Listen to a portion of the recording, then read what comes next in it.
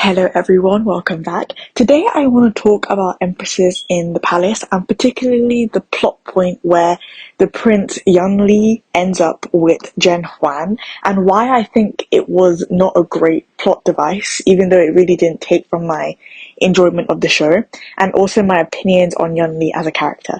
So first of all, the reason why I didn't like that, spoiler alert, Prince Yunli gets with Zhen Huan is mainly because up until that point the show felt quite realistic.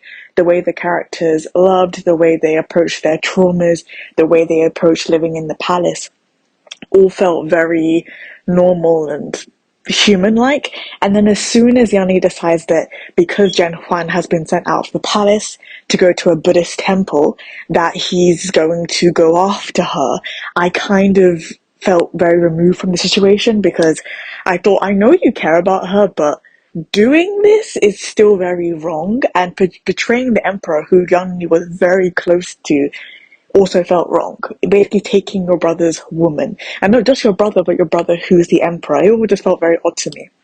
And in this case as well, I don't really blame Jen Huan for allowing herself to experience romance, especially because the emperor had disappointed her, and this was her second chance at love. She also did not know that she was going to return to the palace, but the whole plotline of them living like a married couple and being married to the sun and the moon and having their own ceremony, and Yanni's mother accepting it too because she lived at the temple as a Buddhist nun, all felt unrealistic, odd.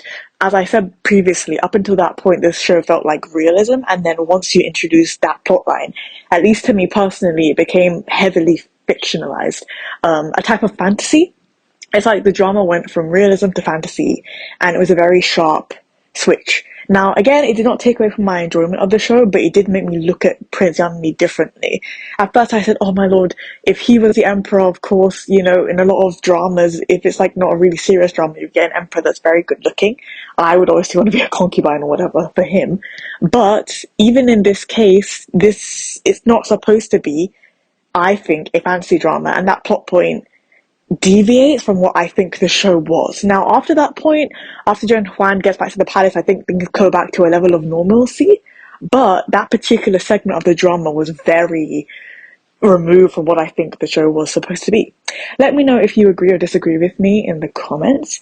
And if you like my channel, please like and subscribe. Thank you so much for listening. Bye.